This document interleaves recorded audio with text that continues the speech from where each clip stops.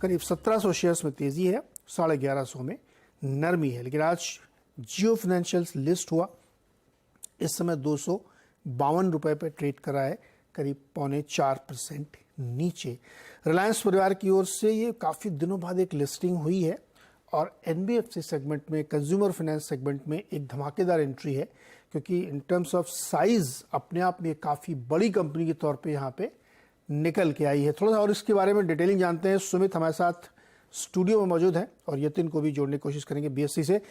सुमित, बताइए क्या क्या डिटेल्स हैं इसके बारे में। देखिए, आज ये देश की 30वीं सबसे बड़ी कंपनी के तौर पर लिस्ट होते हुए दिखाई पड़ी है और कुछ चीज़ें पहले इंटरेस्टिंग है कि इसने प्राइस डिस्कवरी हो चुकी थी 262 रुपए के आसपास, तो आज लिस्टिंग हुई 265 रुपए और 262 रुपए एनएससी और बीएससी में।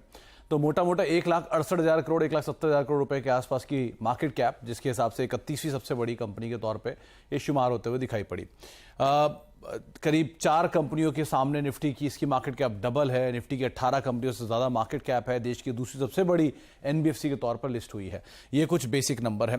रिलायंस जियो फाइनेंशियल के एक शेयर आपको मिले होंगे, अगर आपके पास रिलायंस इंडस्ट्रीज के शेयर होंगे तो उसके सामने एक शेयर पर एक शेयर का स्वैप रेशियो था, तो रेशियो आपको मिलते हुए दिखाई पड़े होंगे।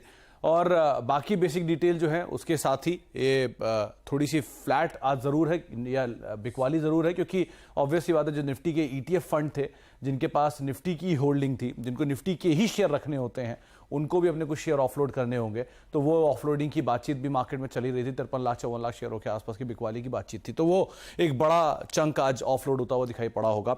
इसके अलावा कुछ बेसिक डिटेल्स बिजनेस से रिलेटेड, जहां पर कंपनी म्यूचुअल फंड कारोबार के लिए कंपनी ने रिसेंटली ब्लैक रॉक के साथ करार किया है। $15 करोड़ के आसपास का निवेश दोनों ही कंपनियां यहां पर करते हुए दिखाई पड़ेंगी।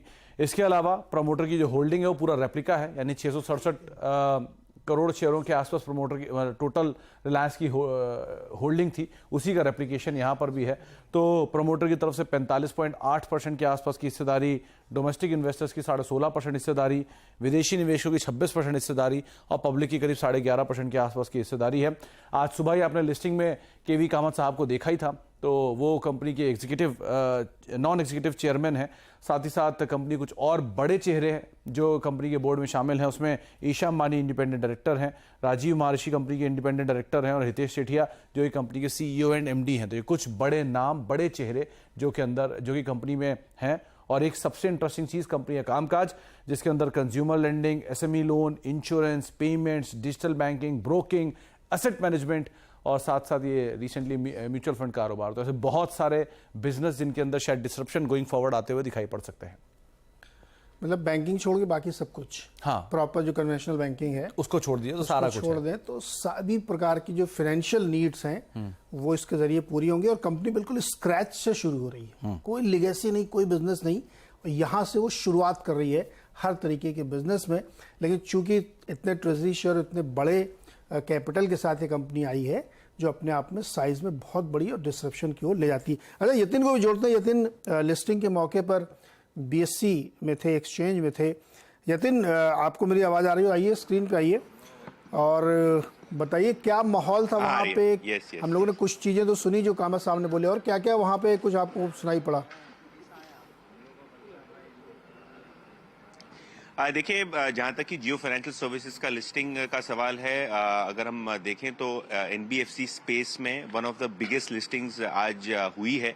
और अगर आप मार्केट कैपिटलाइजेशन वाइज भी देख लें तो लगभग 1.25 से 1.5 लाख करोड़ के बीच में जियो फाइनेंशियल सर्विसेज की आज की आपको मार्केट कैप दिखाई पड़ेगी। जहां तक कि ग्रोथ प्लान्स के सवाल हैं, सीईओ साहब जो जियो फाइनेंशियल सर्विसेज के हैं, उन्होंने कहा कि जो डिजिटली आप रेवोल्यूशन देख रहे हैं और डिजिटली कैसे फाइनेंशियल सर्विसेज भारत के हर एक नागरिक को पहुंचाई जाए, उसकी कोशिश कंपनी करेगी। तो कहीं ना कहीं ये जो टेक्नोलॉजी को लेवरेज करके जो ग्रोथ पाथ पे कंपनी निकल पड़ी है, देखना ये होगा आगे जाके क्या हिसाब से ये स्ट्रैटेजी होती है, क्योंकि नेटवर्थ कंपनी का है, कंपनी अच्छे लेंडिंग रेट्स पे बोरो कर सकती है और फाइनेंशियल सर्विसेज के मामले में बहुत ही अच्छे नेट इंटरेस्ट मार्जिन पे ये लेंडिंग हो सकती है। ऑब्वियसली कंपनी की बात करें जियो फाइनेंशियल सर्विसेज की, तो ब्लैक रॉक के साथ इन्होंने एएमसी कारोबार के लिए भी टाई अप किया है, तो आप बहुत सारे टाइप्स एक्सपेक्ट कर सकते हैं, क्योंकि साइडलाइंस में जब मैनेजमेंट के साथ बात कर रहे थे तो फाइनेंशियल सर्विसेज का मतलब ये नहीं है कि सिर्फ लेंडिंग बोरोइंग होगी।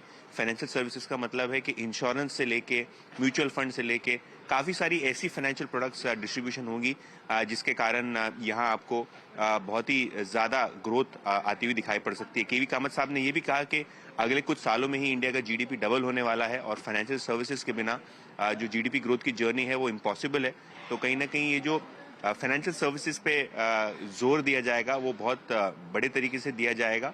और जैसे कि मैंने कहा, सिंगल प्रोडक्ट नहीं, मल्टीफोल्ड फाइनेंशियल सर्विसेज आप एक्सपेक्ट कर सकते हैं। जियो फाइनेंशियल धीरे धीरे करके लॉन्च करेगा। और आज डायस पे जो ठाकुर साहब भी थे और वो जियो प्लेटफॉर्म्स के वाइस प्रेसिडेंट है, तो वो भी यही बता रहे थे कि जो टेक्नोलॉजी है और जो ऐप कल्चर है उसको कैसे लेवरेज करके ज़्यादा से ज़्यादा फाइनेंशियल सर्विसेज आम आदमी तक पहुंचाई जाए, यही कंपनी का उद्देश्य रहेगा। ओके, तो ये स्थिति है लिस्टिंग के बाद, और आपने एक मोटा मोटा खाका हमारे दोनों एनालिस्ट से सुना कि क्या क्या कंपनी करने वाली है और क्या क्या इनके आगे प्लान है। ये दिन बहुत बहुत शुक्रिया हमारे साथ जुड़ने के लिए। और मुझे लगता है सुमित, अब इनऑर्गेनिक की तरफ भी नज़र रखनी चाहिए। देखिए, बिग लीप के लिए आपको कुछ वैसे एक जो यतिन ने एक बात बोली बड़ी इंटरेस्टिंग है कि अगर ये डिजिटल यूसेज लेकर एक्सपेंशन करने वाले हैं तो ये बहुत क्लियर है कि कंपनी बस 44 करोड़ रेडीमेड कस्टमर है जो कि हर काम के लिए इस्तेमाल कर सकती है। वो 44 करोड़ कस्टमर का इस्तेमाल कैसे किया जाएगा उसका रोड मैप 28 तारीख को एक एजीएम के अंदर अनाउंसमेंट आ सकता है। तो ये कुछ चीजें हैं जिनको आप ध्यान रखें। तो अगर लोअर सर्किट लग भी रहे हैं, एक डिलीवरी, क्योंकि ईटीएफ फंड की डिलीवरी बिकनी थी, वो ऑब्वियस ही बात थी, तो वो ईटीएफ फंड की डिलीवरी जहां एब्जॉर्ब होनी शुरू हुई वहां ये सिचुएशन काम आनी शुरू होगी। तो तब तक के लिए तो एटलीस्ट इस पर आप नजर रख ही सकते हैं। करेक्ट। तो अच्छा, कोई भी इसमें बाई सेल रिकमेंडेशंस आप अपने फाइनेंशियल एडवाइजर से पूछ के ही लीजिएगा। हमारी तरफ से इसमें कोई वैसे नहीं, ये एक स्टैंडर्ड डिस्क्लोजर, क्योंकि कॉन्फ्लिक्ट ऑफ इंटरेस्ट है। ये कंपनी रिलायंस इंडस्ट्री जो है उस चैनल को भी होल्ड करती है। सुमित, बहुत शुक्रिया।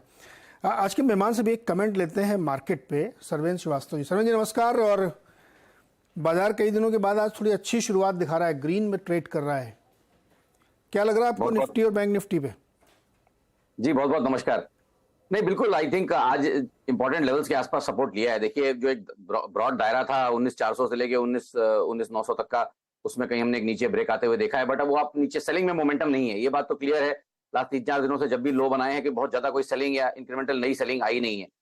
तो मान के यही चलेंगे कि जो हमने अभी लो रखा, हमने जो कल का जो लो रखा तकरीबन 19,950 के आसपास, आई थिंक उन एरियाज के आसपास अब आप यहाँ पे मान के चलेंगे कि भाई एक शॉर्ट टर्म सपोर्ट डेफिनेटली बाजार को इन एरियाज के आसपास बनता हुआ दिख रहा है। तो आई थिंक जब तक अब हम इन एरियाज के ऊपर हैं, 19,250 के ऊपर हैं, आप मान के चलेंगे उसके नीचे बंद नहीं आ रहा है, तब तक आप मान के चलेंगे कि शॉर्ट टर्म डिक्लाइन ओवर हो गया है।